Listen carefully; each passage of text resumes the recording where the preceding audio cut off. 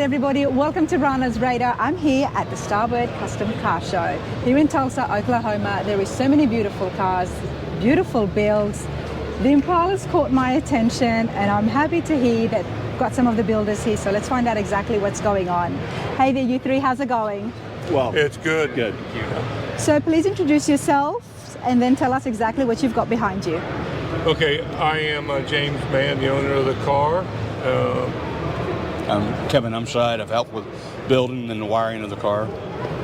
I'm Ken Sedgwick, helped with build. Okay, so all three of you have built the car. Now, the first thing that I noticed, and I always love it when there's a bit of a story to the car. So there was a plaque in the front of the Impala, and it was about a man named Larry. Larry. Yes. What can you guys tell me about Larry?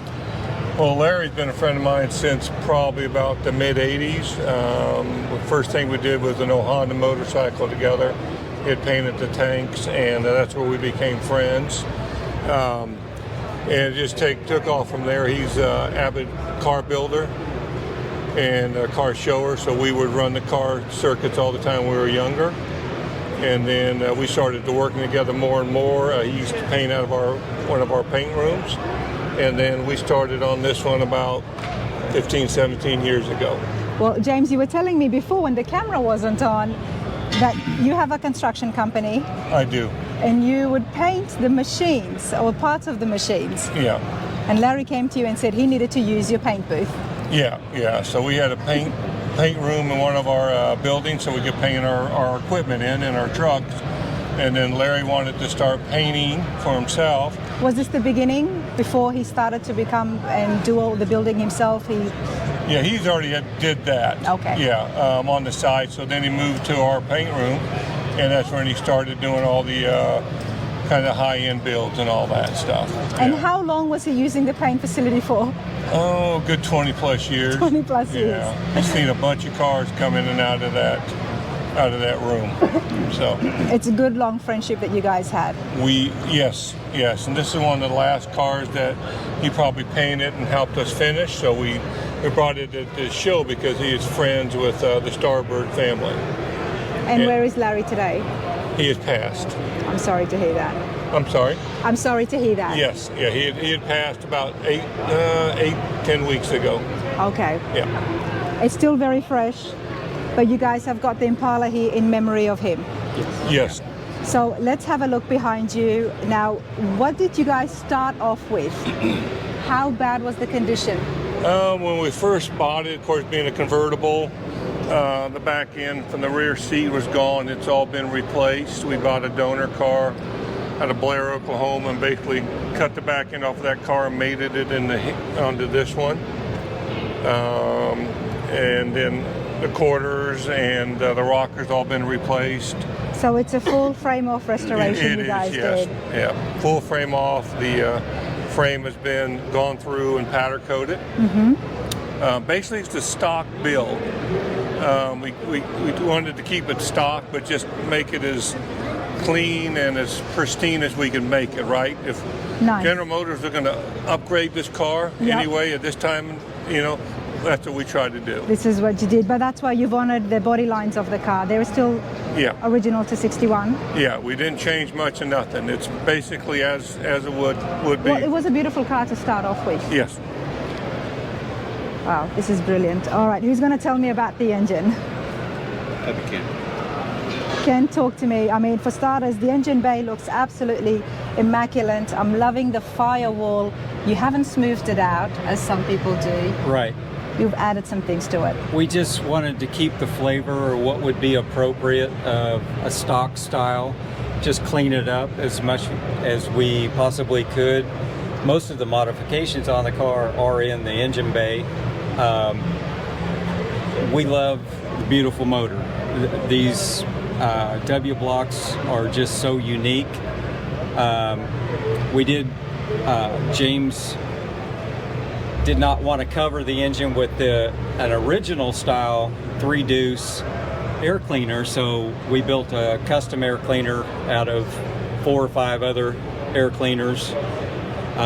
We tried to hide as much hoses and wiring as possible to to bring out the colors and the lines. But you haven't hidden everything. What's that? But you haven't hidden No, everything. because that just, then you lose the motor. Exactly. And, you know, you still want to show that this is a machine. You've got Yes. some wiring in there. Yes. Because, I mean, James, you're driving this around, I'm guessing. Not yet. Still bit in trade. Hopefully soon. Yeah, soon. But it's still clean. It's still very clean.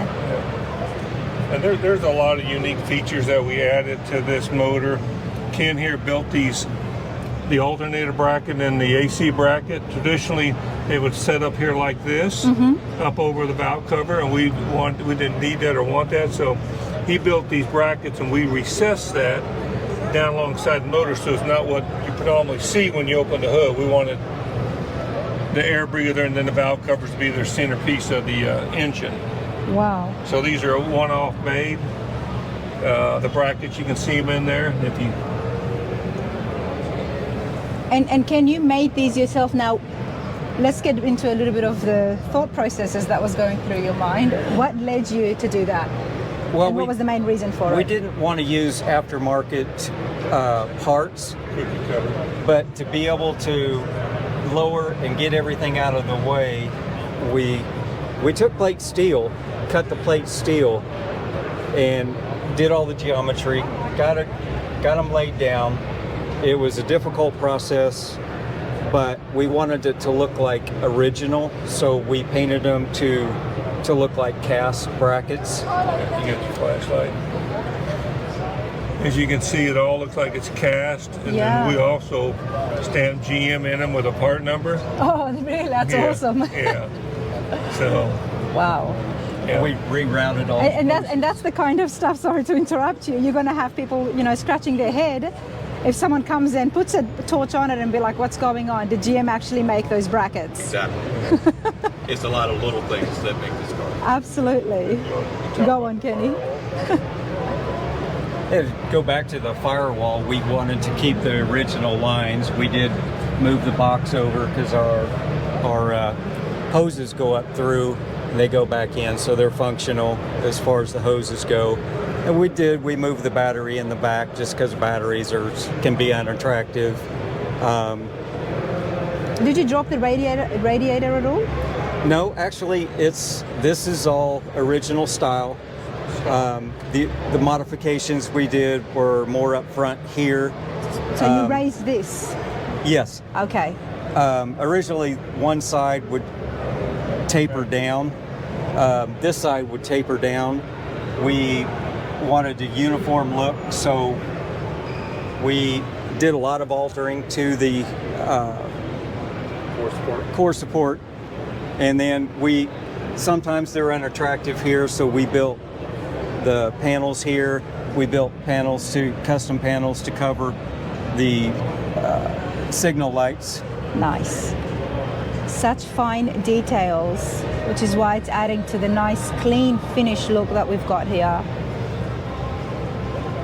It's brilliant. I mean, for starters, before we move on, whose shop is it and what's the shop called? What's that? What's the shop called? Or my business? Yeah. Rick's Concrete Cutting. So Rick's Concrete Cutting makes hot rods as well. Made one. Made one. Made one. Yeah. Made one, but hey guys, this is pretty awesome. It is. Thank you. So you're all friends, but obviously you're very skilled. Just growing up working on cars, is that how it came about, or? Pretty much. Yeah, pretty much. I needed a wire guy, so a car guy gave me Kevin's name. So I interviewed Kevin to work on the car, and we've been best friends. Yeah. See, traditionally, you want to go over about the wiring if you got a minute? Yeah. Traditionally, the wiring would come through the firewall. Yes. Well, when I got involved, they already took away all that, the bulkhead, so I routed the wiring through the inner kick panels up inside the fender, and it runs all the way up through the fender and then across for the front wiring. Nice. And then the wiring for the motor comes out through the bottom of the tunnel, so you don't see any of it going into the back of the motor at all. The coil sits up inside on the firewall and up under the dash. So the fabrication, who did a lot of the fab work? Against me. Yourself? Yes. Yeah, And he lo- did majority of the fab work. He did, yeah. I helped a little bit, but majority of us can't. And we didn't really want to see a lot of wire, so the temperature sensor wire is right in here. We put it inside that copper tubing Nice. so we can hide the wire. So that's just there to hide the wire so we don't see it. We spent a lot of time going to car shows, and we would take notes about what we didn't like and what we wouldn't want on our car. And this is how we came up with a lot of these concepts. You see no wires, no hoses, because they're all tucked away, and that was kind of our deal. That's how we approached it.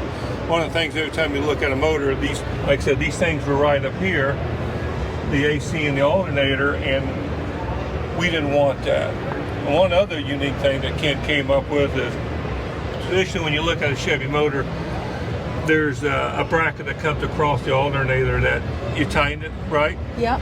Well, we lowered this and we shimmed, or it's Spline. a spline bolt here, so we made this bolt that locks this in place, so there's no upper. You don't need to have that upper support. Yeah, that upper, tightening bracket. So it just looks so clean. Oh, it does, doesn't it? Yeah, and that's what we're And that's a at. nice looking piece without that rod over it. So, Yeah. wow. So yeah, we spent a lot of time looking at cars and mapping out what we didn't like, and we wanted to change all that. I think it helped us a lot with this concept. I love this. There is so much details here involved. 3 friends who've gotten together to build the car in memory of another friend. Exactly. That's all that's happening here, and as a result of that, we have such a beautiful machine. Thank you. So now, before we move on, the question comes down to, will you guys open up a shop? Because you've got everything you need. You've got all that you need, so someone sees this and they're in, where are you guys from? To Kansas. Kansas. And if they see that and they say, okay, well, we might want to get you involved, Yeah. what would be your response? No, thank you. No, thank you. This one took long enough to do, so we're going to stick with this one. Fair enough, fair enough. And the thing is that now you all get to enjoy it, so your buddies can take it for a ride. Yep.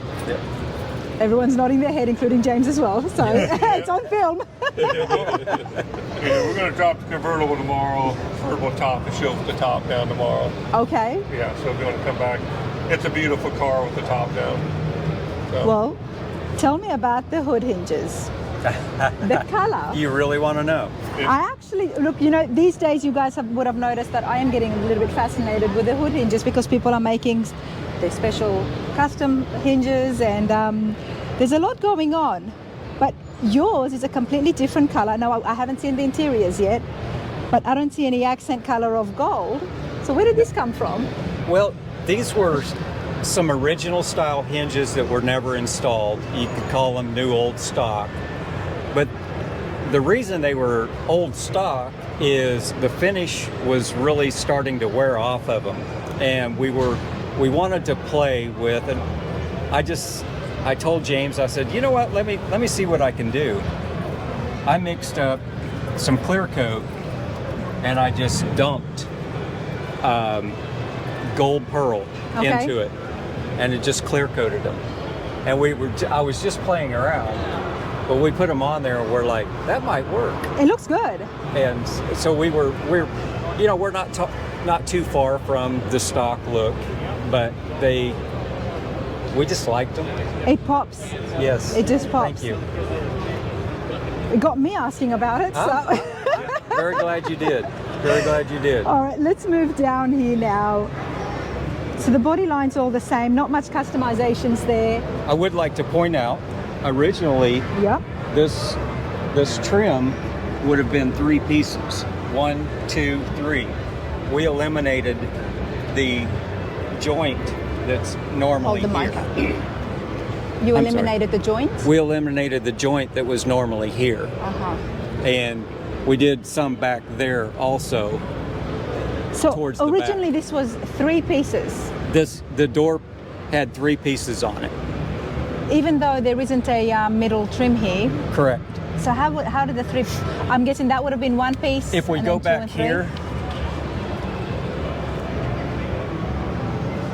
Originally, this would have been 3 pieces also. Okay. We had to do 2-piece here because of the going around the corner. But we eliminated the joint here. Nice. And that it just gives it a real nice finish, doesn't it? Just cleans it up. It looks like Yes. all one piece. Yes. Wow. And what about the wheels here? The wheels, this car is very difficult on wheels. We experimented with original style wheels with hubcaps, and they just didn't pop. It was difficult. We ordered these wheels. They looked okay, but they looked a little out of place. So we added the trim color around there. We darkened it somewhat for here, and this was normally a flat here. And I just got to thinking one day, hey, what if we take a steering wheel emblem and I put it on the lathe and opened it up and then inlaid the emblem into it. Wow, you're very skilled, and not just that, you're very creative. We tried. It looks good, it flows, and yeah, well done. People at home, this is the stuff that we appreciate, because working on projects in the garages and trying to use things that we have lying around. Yes, and we can make your own encourage custom anyone wheel. to, if you see a vision, try it. Yeah. Just try it, because that's some of the funnest stuff is to be able to, what if we did that? And we tried it. Sometimes it worked, and Now sometimes you've got it a didn't. custom set of wheels. Yeah. Originally, we had painted wheels that were this color and did the little moonies. So we tried like 3 or 4 different styles of wheels and tires before we ended up with this. Now you did well. I would have preferred this over hubcaps. Yeah. Thank you. The hubcaps are nice and they look good, especially on some of the traditional hot rods.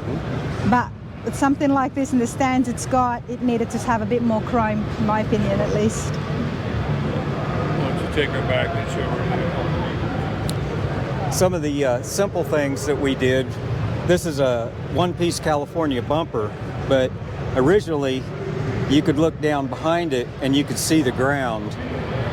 And I went in and added 3/4 of an inch of metal and just pulled it up rather than cutting the bumpers and shoving them in. I just added to it. Then we come around this side and I added a 1/4 inch here. We did the same thing in the front just to pull it closer to the car.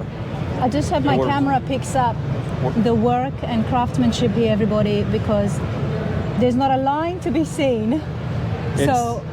And it's a lot of work to weld that in and then smooth it all back out. You never took the bumper off? We had it off, yes. You had it off, okay. I had it off, and I would You attached weld it the to metal onto the bumper? Yes. Okay. And then it would go to the chrome shop, but just the chrome shops don't do a lot of weld work, so they require that it be All near welded. smooth. It's a lot of work, but we're very happy with the results. We did the same thing to the front. With something that is that small, well, I mean, it's not that small, but it's still not so much of a large piece. Did you do TIG welding? Because it'd be a bit more I don't finer? TIG weld. Okay. You look like a man who could do anything. That's what I'm saying. Well, I don't know if I can live up to that, but it's almost as tedious as TIG welding. Yes. Because you don't have a big space to work with. Exactly. That's why I asked. And it's not forgiving. You cannot have any pits or anything like that. They'll come up through. Yeah. So it has to be welded solid all the way across and not create any problems. Wow. Well done on that. Now this is a convertible, of course. Okay. So is this what factory would have been like, the design here? Yes. The only thing that we changed was this would have been a 3-piece, and we turned it into a 1-piece. And we had a local airbrush artist do the emblems. We're actually very happy with that. Some people like it, some people don't, but we really do. If you go around on the It side. looks good. It's here on the side as well. Well, he's done a heck of a job because it looks really good. And you've already got the trim there. There's already so much chrome happening. You didn't need to have that in chrome. Yeah. Yes. But I do want to go check the interiors. Yes, absolutely. Let's do that. Sure you don't want it? You got it.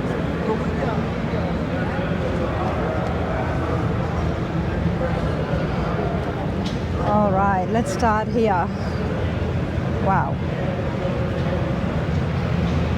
Now, I don't know what the original interiors would have been like, so you're going to have to tell me what you've kept and what you've customed. Well, just like the entire car, we did not want to vary too far from the stock look. It has all been redesigned. It's 1964 bucket seats. And what year's the console? They're all of a 64 Impala. The console's out of a 64 Impala. Nice.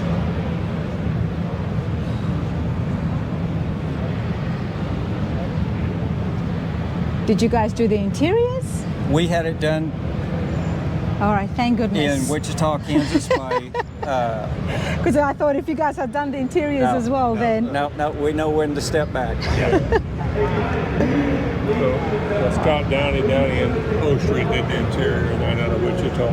He did the top and the door panels and handmade the door panels, and then did the design and the upholstery choices on the seats. And if you look to the back seat, it's got the same pattern as the front seat.